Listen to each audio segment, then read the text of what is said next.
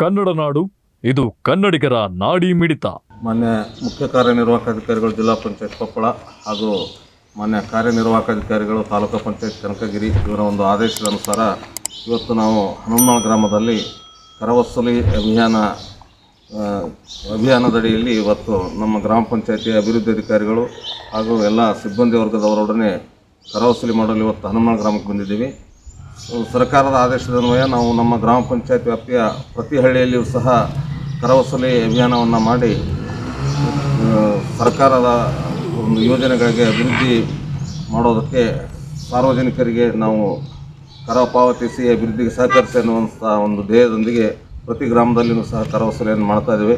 ಇವತ್ತು ಸಹ ಹನುಮನಾಳ ಗ್ರಾಮದಲ್ಲಿ ಕರವಸೂಲಿಗೆ ಜನರು ಉತ್ತಮವಾದ ಒಂದು ಸ್ಪಂದನೆಯನ್ನು ನೀಡಿರ್ತಾರೆ ಅಂತ ಪ್ರತಿಯೊಬ್ಬ ನಾಗರಿಕರು ಗ್ರಾಮ ಪಂಚಾಯತಿಗೆ ಕರವಸೂಲಿಯನ್ನು ಪಾವತಿಸಬೇಕಾಗಿ ಅಭಿವೃದ್ಧಿ ಕಾರ್ಯಕ್ಕೆ ಸಹಕರಿಸಬೇಕಂತೇಳಿ ಅವರಲ್ಲಿ ಮನವಿಯನ್ನು ಮಾಡ್ತಾ ಇದ್ದೇನೆ.